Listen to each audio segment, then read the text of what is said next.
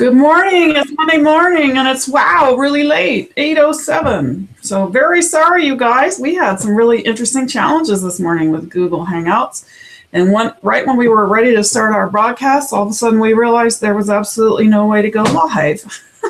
So we had to set it all up again. If you found us, you're amazing, because I can barely believe we found each other.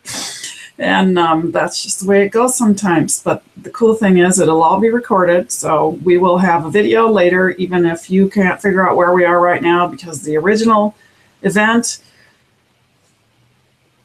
I don't know where it went or what happened to it. I had to create a new one, which means all of you people that received the message about the old one, if you're looking, you might not find it. But here we are, 8:07, 8:08, Monday morning in California, and you are at Monday Momentum. Yay, it's a new week. We're going to start off with some new cool stuff.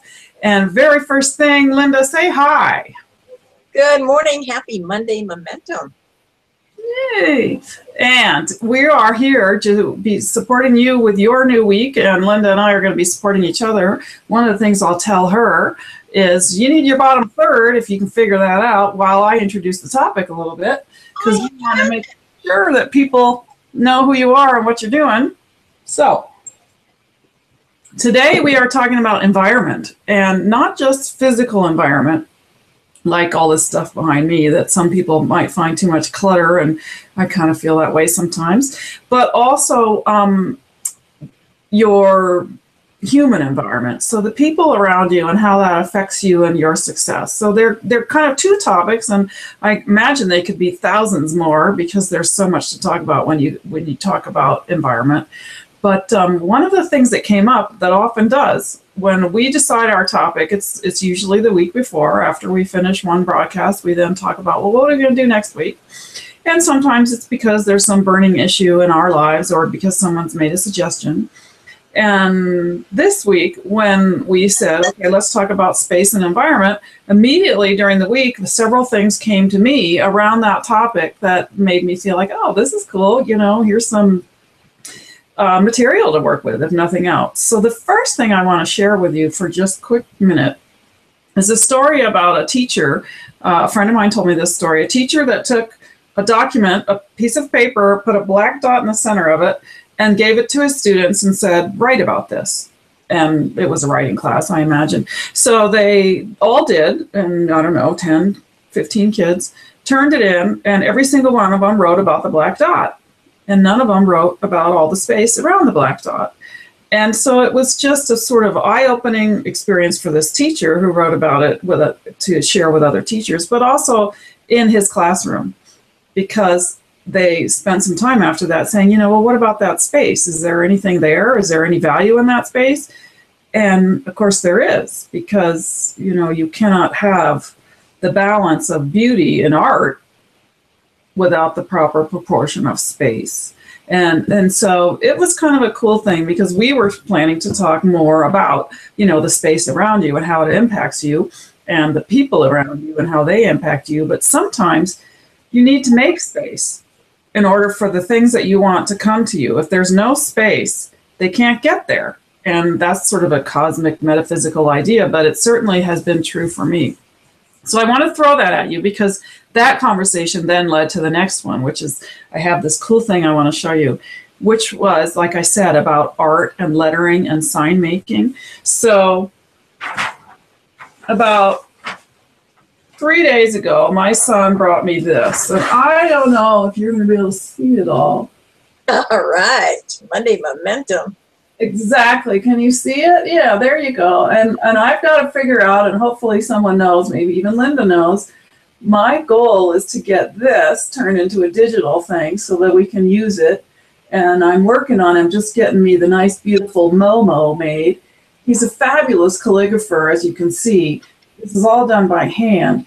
But if you look, you know, at the balance of space, which is kind of what we were talking about today, how if you misplace one thing, and perhaps someone with a fine eye is going to say, yeah, over there, if it was 1 gazillionth of a millimeter different, we would like it better. But I think it's pretty dang good.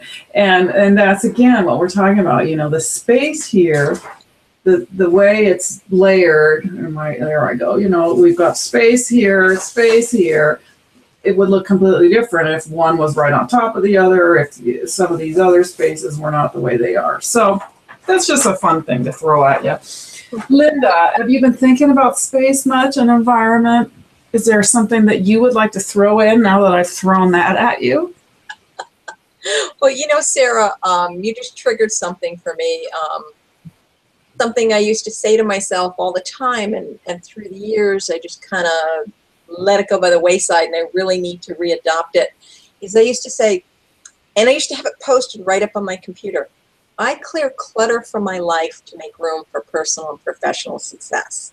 Because I so believe that we have so much trapped, so much garbage, so much clutter, that we just can't fit in all the good things that we deserve and that we want to attract to us. So thanks for triggering that for me. I am going to put it back up on my computer because I clear clutter from my life to make room for personal and professional success. You're welcome, and I like it. It's something that for me, I feel as though the older I get, the more it matters to me. I get excited when I get rid of things. It's like, oh yay, one less box in my house, and am way more reluctant to acquire things than I was when I was younger. And I do feel like, there's a certain release of energy that happens when you make space. If you are, for instance, wanting a new car, if your driveway's full of crap, where's the car going to go? And if you take the time to get rid of the crap and make space for the car, well, it's a lot more likely, in my opinion, that the car is actually going to arrive. Now, of course, you have to do other things as well. I'm not saying magic and that it's just all going to come into your life no matter, all you have to do is clean your house. But I do think when you clean your house or clean your environment or set it up in a way that feels good, it's a lot easier to be productive. It's a lot easier to be creative. And then you are inspired to take the kinds of action that get you where you want to go. And of course, we both have friends from CEO Space, the Feng Shui people, that would certainly go on and on about some of that. And I would love to get them in my house, but I'm also afraid to get them in my house because I'm afraid it would be, you just need to tear this puppy down and start all over. Yeah. But there's a lot of evidence in how you position the things in the room and the building on the lot and where the light's coming in and all that when it comes to Feng Shui that makes a big difference. So that's one piece of environment. How about the piece about who's in your life and how are you filling your days? And are you doing it in a way that supports you? Or is it holding you back? Do you have a story or an idea around that, Linda? Well, before we get into that, Sarah, I really don't want to leave this topic quite yet because I was poking around on the internet, just reading a couple of different blogs and stuff, and it basically was giving some tips to prosperity. And almost everything out there that you can find, number one, was clearing clutter from your life. So I think you nailed that perfectly. But this last list I looked at was kind of interesting. It said detoxify your home. Get rid of all the toxic chemicals in your home and different things that you bring in there that are not supporting a healthy environment. And the next one was clean your windows. Because clean windows give you a clear perspective. You can see things that you couldn't see before they were cleared. So just like anything else, take a fresh look at it. The typical grow your plants. The next one was use your kitchen, which I thought was really interesting. And it said in ancient times that the kitchen was a symbol of prosperity. So if you eat well, you're healthier, you can do more things, but how many of us have a cluttered kitchen? So that's like a double whammy in there. And the other things, give more, welcome more guests, play more. So I just thought some of those were really interesting, but all focusing back on clearing that clutter. And you know, you mentioned clear the driveway to make room for that car. So many people think, you know, after watching The Secret or whatnot, that they can just really wish these things to happen, to try and manifest these things without taking action. And we still need to take action. And action in this particular space, in this particular conversation, starts with clearing that clutter, one box at a time. Well, I agree completely, and I think that action, of course, is very important. I mean, you can't do, you know, if you just sit all day, what's going to happen? But I also think that some of these methods that we're talking about, and I love the list that you shared, what they do is get you to a good feeling place so that you can take that action. The ideas that come to you when you're feeling good about yourself and your environment helps you to do that, is the kind of action that's going to get you the kind of results that you also feel good about. Because when you take action, when you feel lousy, when you know you're under pressure and you're desperate, those kinds of actions usually don't lead to great results. They lead to more of that. And you know, there are times when we have to because it's an emergency or whatever. But if you have set up your life the way you live it and the way it is around you physically, you're less likely to run into those kinds of stressful situations where you feel as though you have to take action, or you know, the house is going to burn down or whatever. If you don't have the clutter, the fire might not have started. So yeah, I love that. And I'm particularly interested in the kitchen one. You know, it made me immediately think of some people I know where you go to their house and you open the refrigerator and it's just jammed. There's so much stuff in there, and it's stuff that looks like it might have been there a while. You know, I mean, all those little jars of this kind of barbecue sauce and that kind of pickle and all those kinds of things that we sort of accumulate over time. Something that brings me great pleasure is opening my refrigerator when it's almost empty. I just love it. It's like, you know, I mean, it's a bummer when you're not sure how you're going to fill it again when you need to, but it's really nice to like be able to find the thing you want and to realize I'm not using this. Let's find a way to get rid of it.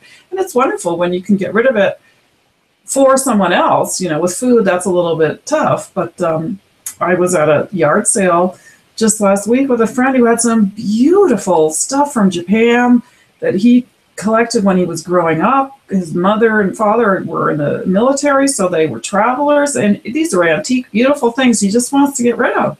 And, you know, we don't need stuff. You can't take it with you. And you know, there's somebody out there that'll be thrilled to have that. And with things like eBay, you know, sometimes it's a lot of work, but if you know there's some value in it, take the time and then get rid of it so that you can bring joy to someone who will really appreciate it.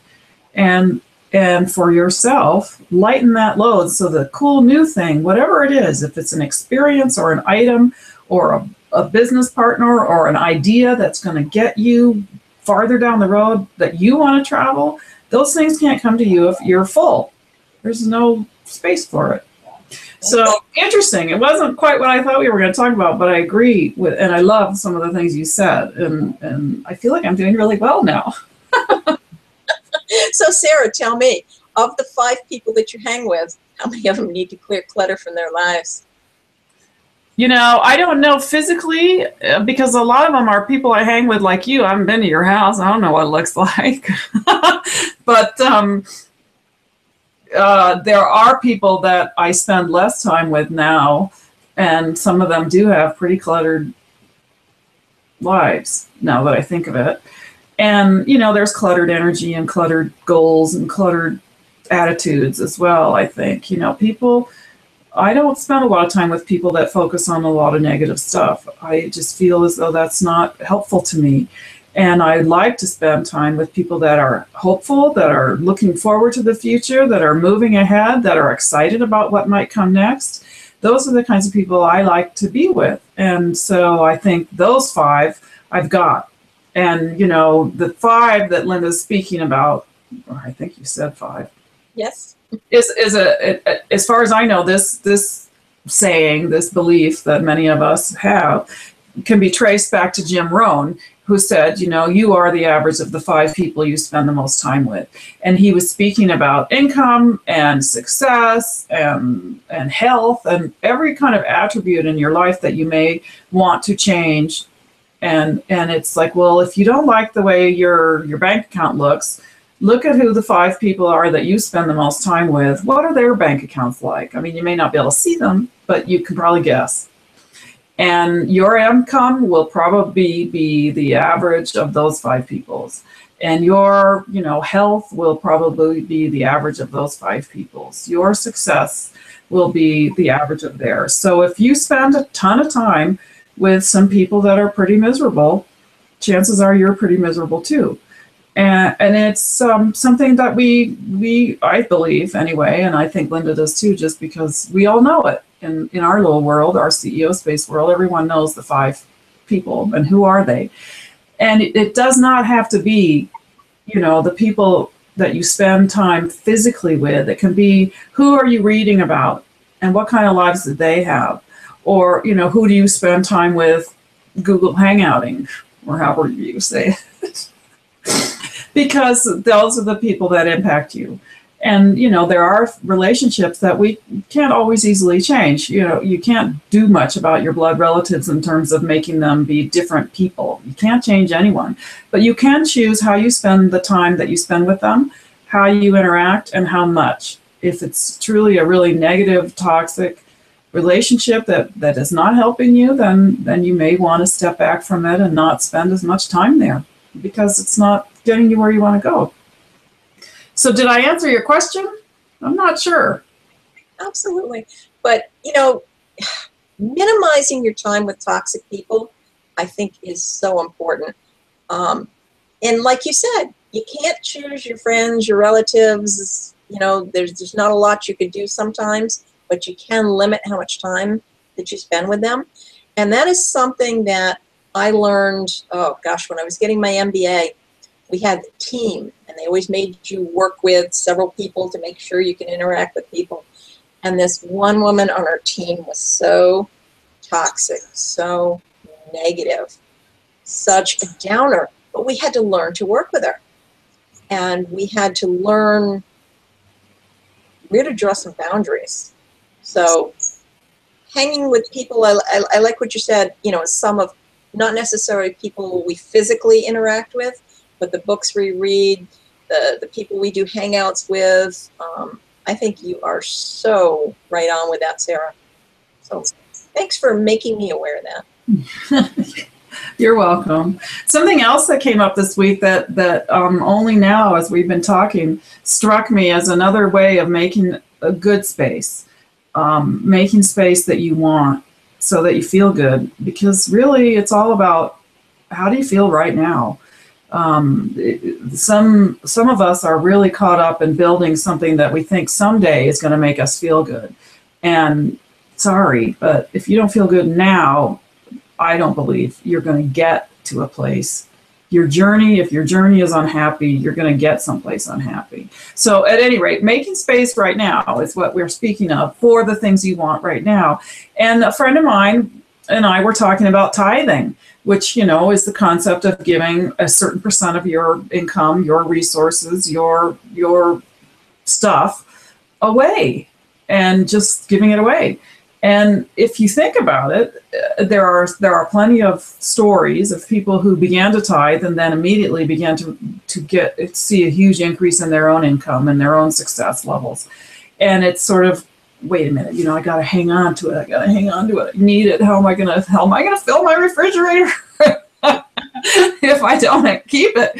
But, it's another freeing and making space so that something else can come in. And it's really interesting to me that also came up this week, that, okay, how much hanging on are you doing, and is it helping you, and is there stuff it's not always money you give away time, you give away your expertise, you give away the stuff from Japan that you don't need anymore, that will make someone else thrilled, and that is another way of making space. So that's a whole nother conversation, and it may be a very challenging one, because I could certainly say that I struggle with that I'm happy to be generous as long as I know that I've got my little corner secure.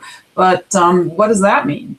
Is it ever secure? How much? And maybe that's part of the space I need to make to feel as though I'm moving forward in a bigger way. So a whole different thing. Anything else you would like to add about space and environment? Anything? I mean, I know that your background, for instance, not like mine, which I still am trying to figure out, but yours has changed since we've been doing Hangouts. And, I think it probably has impact on how you feel about doing it. Am I right? Well, I'm thinking about changing it again because it's just there. But yeah, mine, I being a photographer, I'm always looking behind me while we do our Hangouts, and I'm always like, okay, I can't have that line just coming out of the top of my head, which is a door behind me. But it's just a matter of, okay, how am I going to set this up differently? But so far, so good. It seems to be working, and it's not all about looks. But that piece, the clutter of books, is something that I'm constantly struggling with, and hopefully someday I will learn how to use Kindle and like it and not feel as though I need a book in my hand. And speaking about books, this is the one I'm reading right now, one of the 6 I'm reading right now. The Powerful Engagement by, there we go, Jim, I don't even know how to say it, Lohr and Tony Schwartz. And this just came to me the way books usually do. They just sort of show up. Oh, that's the next one I need to read. Okay. And again, same thing. During this week, just picked it up. Periods of recovery are likewise intrinsic to creativity and to intimate connection. It's talking about the need to take downtime and not just be working all the time. Sounds become music in the spaces between the notes, just as words are created by the spaces between letters. It is in the spaces between work that love, friendship, depth, and dimension are nurtured. Without time for recovery, our lives become a blur of doing unbalanced, but much opportunity for being. A blur of doing unbalanced by much opportunity for being. So there you go. It's just another little piece that came to me this week about space and about the need for the yin and the yang, the up and the down. You can't have all of this without having some of this. And so think about that in your week this week, because we're getting right down to the end. Even though we started late, I think you don't mind if we finish on time. We want you to remember that your life is now, and the things that are going on for you, are they what you want? Do you need to make a change in your environment? Do you need to make a change in your space? Maybe taking the time to do it will free up so much energy that all of a sudden you'll lurch, not the word I want, shoot forward in the way you want. Linda, anything else you'd like to add? Well, we've had this conversation focused a lot on clutter. Typically, people don't do that till January. They start the first of the year, things are fresh and new. But oh my gosh, what if we started in September? How much could we have cleared from our lives if we start now? Oh no, well actually you don't have to start till tomorrow. It's still August. Yeah, okay. We can procrastinate on that one. So does that mean that you're like challenging me, or there's a goal this week that we're going to do something about some kind of clutter that we feel like we have? And if so, could you articulate it? You know what? I'm going to tackle a box this week. I moved November of last year, and because it was winter, there really wasn't a lot of time to plan a lot of things. It just kind of came in. So I've been here for a while. And like you said, there's this need for recovery. I think that I've met my need for recovery. From procrastinating, from not opening those boxes. And you know what? I am going to do a box before our next Monday Momentum. So feel free to call me out on that, Sarah. Okay, you know me, I probably will. And I'm not certain on what I might do between now and next week for clutter. But I am working on the clutter on my website, because that's exactly how I felt about it. It's like there's too much stuff here and none of it is exactly what I want. And I've been struggling with doing that myself, learning how to do it well enough myself, or figuring out which direction to go if I need to bring another person into that project. So that'll be my clutter piece for the week. And the cool thing is I already got some of it done. So yay. And we can talk about it some more next week. And I have a feeling we'll talk about this some more too, because this whole idea that is the recovery piece, and I'm glad you brought it up. If we don't recover, just like when we do physical exercise, you push your body hard. If you don't give it a chance to recover, you never actually increase your strength or productivity. All you do is wear yourself out. And it's the same with your mind. And that's what this is about. And it's been really interesting. I mean, like I said, I've just started it, and it immediately gave me a piece talking about the importance of the space and all sorts of reasons. I mean, some of the initial studies, he was watching tennis players because that's how he first started his work. And he couldn't figure out why some of them were really doing really well and they all looked the same to him. Why are these ones winning all the time, these ones not? Their skills look the same. And then he realized that he needed to watch at what they were doing between the shots. What are they doing in between? What are they doing in the space? And it's the same thing in my years of martial arts. That's exactly the same. What are you doing in between? Are you going, oh God, I'm tired and it's really hard and I'm afraid I'm going to lose? Or are you just big deep breath, relaxing, visualizing, nourishing your body? Because the ones that were doing that were the ones that had the success. It wasn't, it was what they were doing in between their high performance moments that made the difference. And that's that space. So go enjoy your space this week. Linda, why don't you go ahead and sign out and I'll finish her up. All right. My name is Linda Kay, and I am with Interactive Synergy LLC.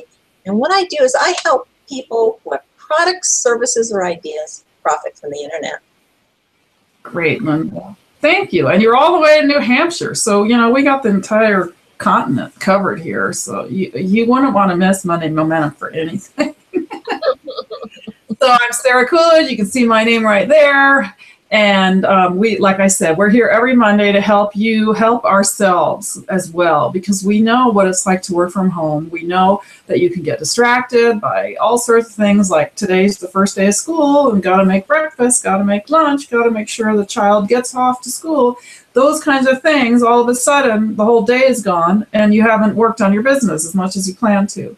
So how do you motivate yourself? How do you get that done? One of the ways is you join us every week, and we'll give you some cool tidbits and ideas to make you think, but we're not going to spend tons of time because we know you got to get to work.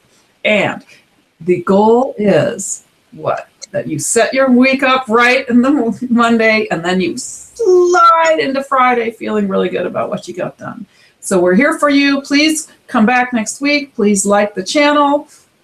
Subscribe, I think is the word. Please keep giving us feedback. And if you want to join us, let us know, because we are looking for topics and people all the time. Have a fabulous week. We'll see you next Monday.